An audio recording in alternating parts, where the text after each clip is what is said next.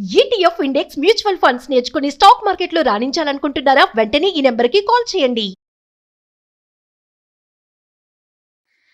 రమగారు, మనము అమాయకపు అమ్మాయిలు, అమాయకపు అత్తలు, కోడళ్ళు, తర్వాత మగవారు, ఇలాంటి స్టోరీస్ చెప్పుకుంటాం. కొంచెం నవ్వుగా కూడా ఉంటాయి అవి. అలాంటి కథ ఏదన్నా 1950s కథ ఒకటి చెప్దాం.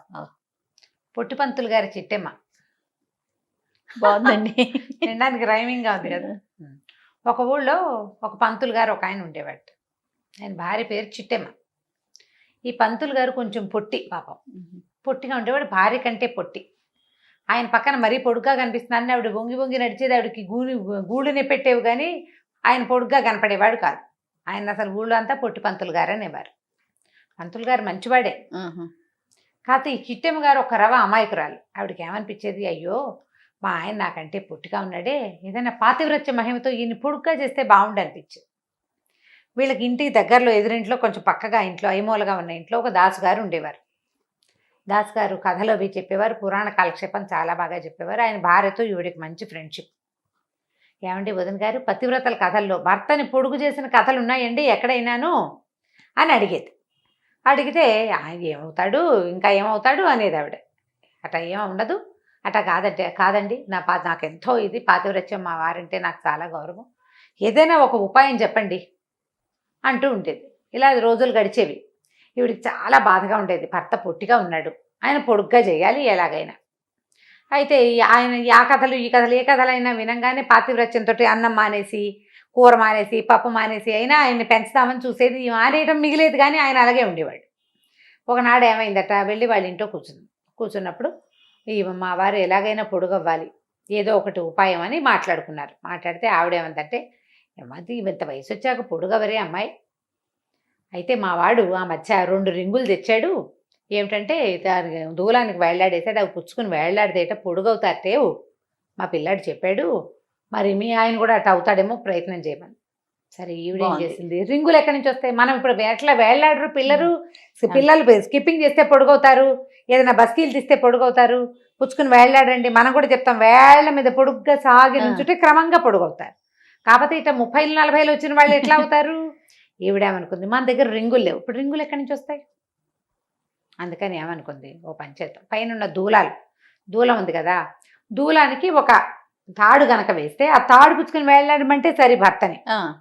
ఆవిడ కొద్దిగా ప్రయత్నం చేసి కంబారు తాడు ఒకటి తెప్పించింది. కంబారు తాడు అంటే ఏమిటది, కొబ్బరి తాడు తెప్పించింది. సరే ఏం చేసింది, దూలానికి ముడేసింది, 2 తాళ్ళు వేళ్లాడేసింది. అది ఎక్కడ దాకా వచ్చినాయి, ఈవిడ ఇట్లా పట్టుకునేదాకా వచ్చింది. ఇట్లా పట్టుకుంటే భర్తకు అందుతాయి కదా. ఈ లోపల ఏమైంది, ఆయన ఏదో పని చేసుకుని వచ్చాడు, కరణం బహుశా ఆయన ఊరంతా తిరిగి వచ్చాడు. తిరిగి అలసిపోయి ఇంట్లోకి వచ్చేసరికి నట్టింట్లో కిందకి వేళ్లాడుతున్న తాడు కనిపెట్టేసరికి ఏమన్నాడు, ఎవరికి ఊరేయటానికి వెక్కటేవే తాళ్ళు, నీ మొహమండా అన్నాడు. మీకేనండి అంది ఆవిడ. అనగానే కొళ్ళు మండిపోయింది, దోసు నీ మొహమండా, నాకు ఊరేసి చంపుతుంటే కాదండి అని ఈవిడ చెప్పబోయే లోపల ఆయనకు అది అర్థం కాల. పైన తాడు గట్టి కిందకి వేళ్లాడేస్తే ఏం చేస్తారు, ఉయ్యాలనుకో కింద దాకా వేయాలి తాడు, ఇక్కడ దాకా ఎట్లా వేశారు, ఇక్కడ దాకా వేసింది ముడేసుకోవటానికి అంతే. దాన్ని ఊరేసి చంపేద్దాం అనుకుంది పెళ్ళాం అనుకున్నాడు.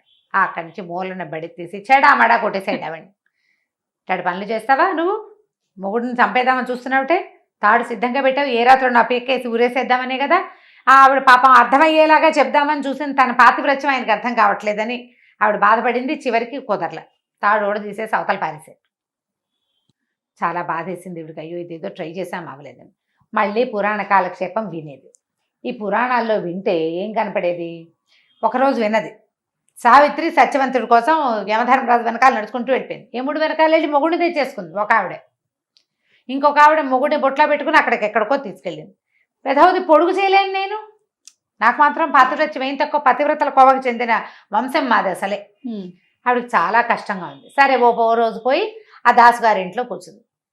ఆయన అడిగింది, కాదండి పతివ్రతల కథల్లో ఎక్కడైనా భర్తని పొడుగు చేసిన కథలు ఉన్నాయంటారా, అసలు పతివ్రతలు ఉన్నారా ఈ రోజుల్లో, ఎందుకు లేరు, మా ఆవిడ లేదు అన్నాడు ఆయన. అని పక్కపక్క నవ్వుతూ ఏం చెప్పాడంటే, మా ఆవిడ నేను తిరిగి వస్తే కాళ్ళు పిసికేది, ఇది వరకు ఏమే కాళ్ళు పెట్టు, నాకు కాళ్ళు నొప్పులు పుడుతున్నాయి అన్నాడు. అనేసరికల్లా ఆయన మంచం మీద పడుకున్నాడు, ఆవిడ కింద కూర్చుని పాదాలు నొక్కుతుంటే ఈవిడ చూస్తోంది, అబ్బో ఈవిడ పాతివ్రత్యం చాలా బాగుంది అని. అప్పుడు దాసు గారు ఏం చెప్పారంటే, ఇలాగే కదమ్మా కాళ్ళు పిసికి నేను ఎంత ఉండేవాడిని, మీ ఆయన అంతే ఉండేవాడిని, ఇప్పుడు ఇంత పొడుగ్గా ఎట్లా అయ్యాను, మా ఆవిడ రోజు కాళ్ళు పిసకడంతో నేను పొడుగయ్యాను అన్నాడు. ఆవిడ ఆలోచించు, ఓ సింతేనా, కాళ్ళు పిసికితే పొడుగవుతారా అంటే, అవుతారటండి అని అడిగింది. ఎందుకు అవరమ్మా, నేను అవ్వలేదు ఏమే అన్నాడు భార్యని. ఆవిడేమో అవునమ్మా ఎప్పుడు కాళ్ళు పిసుకుతాను నేను అంటే. ఆ రోజుల్లో చిన్నప్పుడే పెళ్ళిళ్ళు అయ్యేవి. 13-14 ఏళ్ళ అబ్బాయికి 5-6 ఏళ్ల పిల్లకి పెళ్లి చేసేవాళ్ళు. దీనికి 10 ఏళ్ళు వచ్చేసరికి వాడికి 20 ఏళ్ళతో కొంచెం సాగేవాడు. ఈ రోజు కాళ్ళు పట్టటాలు అలాంటి క్రియలు జరుగుతూనే ఉండేవి. కాళ్ళు పట్టడం వల్లే పొడుగయ్యారు అంటే ఏమంటారంటే బట్టతలకి మోకాలకి ముడి పెట్టుకోవటం. సరే సరే అనుకుంది. ఏమనుకుంది, సరే అక్కడి నుంచి లేచెళ్ళి ఎలాగైనా మా ఆయన్ని కాళ్ళు పట్టి పొడుగు చేసి నా పాతివ్రత్యం నిరూపించుకోవాలి. భవిష్యత్ కాలంలో చెప్పుకోవడానికి కథలు ఉండద్దు జనాలకి. ఇదివరకు సావిత్రి ఏమో మొగుడు కోసం యమధర్మరాజు వెనకాల వెళ్ళింది, జరిగింది కథ. ఇప్పుడు చెప్పుకుంటున్నాం.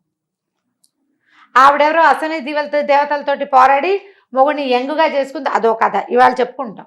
రేపు నా కథ చెప్పుకోవాలి. సతీ సులోచన, సతీ అనసూయ ఇవన్నీ చెప్పుకోవట్లా, వాళ్ళందరూ కథలు అవన్నీ ఇప్పుడు చెప్పుకున్నాం. ఇప్పుడు నేను పొడుగు చేసిన కథ రేపు చెప్పుకుంటారు, 4 రోజులు పోయాక, నేను పోయాక ఎలాగైనా ఈ పని చేసేయాలి. సరే లోపలికి వెళ్ళింది. ఆయన అప్పుడే ఎక్కడి నుంచో బయట నుంచి వచ్చి మంచం వాల్చుకు పడుకుని ఉన్నాడు. వాదాల దగ్గర కూర్చుంది, కాళ్ళు పడదామని కాళ్ళు పట్టుకుంది. కాసేపు అయ్యాక వీళ్ళ ఇంట్లో నుంచి మొయ్యో మొయ్యో మొయ్యో అని కేకలు అరుపులు వినపడుతున్నాయి. ఆ ఎదురుంట్లో ఉన్న దాసు గారు పెళ్ళాము పరిగెత్తుకొచ్చారు. ఏమిటయ్యా భలేవారి పంతులు, పెళ్ళాన్ని కొడతారటయ్యా ఎవరైనాను అంటే, కొట్టకేందేనండి ఇది నన్ను చంపేయాలని చూస్తోంది అన్నాడు ఆయన. అదేమిటమ్మా కాళ్ళు పిసుకుతానన్నావు కదా అంటే, నా మెడ పిసికేస్తోందండి ఇది అని గట్టిగా అరిచాడు. అరిచేసరికి ఏమా కాళ్ళు పిసకమని చెప్పాం కాదుటమ్మా నీకు అంటే, అవునండి కాళ్ళు పిసుకుదామని పాదాల దగ్గర కూర్చుంటే ఈయన పడుకున్నారు కదా, మెళ్ళలో తులసి పేరు కనపడుతుంది ఆయన మెళ్ళలో. ఏదో కాళ్ళు పిసికితేనే ఈయన పొడుగై నాకు పేరు వచ్చేటట్టయితే ఇంత చక్కగా తులసి పేర్లు ధరించి ఉండే వీరి మెడ గనక పిసికితే ఆయన పొడుగు అవుతాడు, నాకు పేరు వస్తుంది, నాకు పాతివ్రత్యం సిద్ధిస్తుందని భావించి మెడ పట్టుకున్నానండి అనేసరికల్లా, ఏదో లేవయ్యా తెలియక చేసింది. ఏం తెలియక చేసిందండి, ఆ మధ్య మా ఆవిడ మీకు తెలీదు పెద్ద తాడేసి కట్టింది నాకు ఊరేయటానికి, ఇది నన్ను చంపేయడానికి చూస్తోందండి అన్నాడు. అనేసరికల్లా, తాడు కట్టేవా, రింగులు కాదుటమ్మా నీకు చెప్పాను అని అడిగింది ఎదురుంటే ఆవిడ. మీరు రింగులే చెప్పారండి, మా ఇంట్లో రింగులు లేవు అందుకని తాడేసి కట్టాను, వీరికి అర్థం కాలేదు, నేను చెప్పే లోపల వాళ్ళ నన్ను ఇలాగే తిట్టి కొట్టారండి అని అనేసరికల్లా, ఆ వచ్చిన ఆవిడ పక్కింది ఎదురుంటే ఆవిడ వచ్చింది కదా, ఆవిడంది అది కాదండి పంతులు గారు, మీరు పొట్టిగా ఉన్నారు, పొడుగవ్వాలని మీ ఆవిడ కోరిక, తన పాతివ్రత్యంతో దాన్ని సిద్ధింప చేయాలని ప్రయత్నం చేస్తోంది, రింగులు పుచ్చుకు వేళ్లాడితే సాగుతారని రింగుల బదులు తాళ్ళు కట్టినంటే, ఏమిటండి ఏదో ఒక రోజు నువ్వు బండరాయి చేసి నన్ను ఎత్తిన పడేస్తుంది ఇది, మీరు ఇలాంటి సలహాలు చెప్పబోకుండా నేను వాళ్ళని కేకలేశాడు. వాళ్ళు వెళ్ళిపోయాక పెళ్ళాన్ని తిట్టాడు అని, నీ బొంద నేను పొట్టిగా ఉంటే ఏమైందే నీకు అని. ఆవిడ ఏమనుకుందంటే, ఇదేమిటి ఏదో పాతివ్రత్యం చూపించి పొడుగు చేద్దామనుకుంటే ఇలా బాధపడతాడు, అందరూ పొట్టి పంతులు అంటున్నారు, ఆ పేరు పోతుంది కదా, ఈయన అసలు పేరు ఏదో సుబ్బయ్య గారు, ఏదో సుబ్బయ్య పంతులు గారు అంటారు, ఏమిటో అర్థం చేసుకోరు అనుకుందనమాట ఆవిడ. ఇక ఆవిడ ట్రై చేసినా ఈయన అయ్యేలాగా లేడు, ఇక లాభం లేదని ఈయన పొడుగు చేసే మార్గాన్ని వదిలిపెట్టేసి ఆవిడ పాతివ్రత్యాన్ని వేరే రకంగా ప్రూవ్ చేసే మార్గాలను వెతుక్కోవటం మొదలుపెట్టింది. చిట్టమ్మ గారి కథ మామూలుగా ఇలా ఉంటాయి. పాతివ్రత్యాన్ని నిరూపించుకోవాలి అలాంటి ధోరణులు ఇదివరకు ఉండేవి. ఇప్పుడు ఏం పాతివ్రత్యం గోవాలా మనకు లేదు కదా, ఇది సరదాగా చెప్పుకోవడానికి. బ్యాడ్ వర్డ్ అయిపోయింది జయ పాతివ్రత్యం అనగానే. అదేంటి మొగుడికి మీ మీద పతికే వ్రతం ఉండాలా, పత్నికి వ్రతం వద్దా, పత్ని వ్రతుడు అని ఎవరైనా ఒకళ్ళని చూపించండి అని పోట్లాడరు. కిందటిసారి నువ్వు కూడా అన్నావు. అవును, ఎప్పుడు పతివ్రతలేనా, పత్ని వ్రతులు ఉండరా? పత్ని వ్రతులు ఎందుకుంటారు, ఉంటారు, కాకపోతే వాళ్ళు కాళ్ళు పెట్టారని బట్టలు ఉతికారని అవన్నీ చూపించలేకపోతాం, మనం చెప్పుకోలేకపోతాం కదా.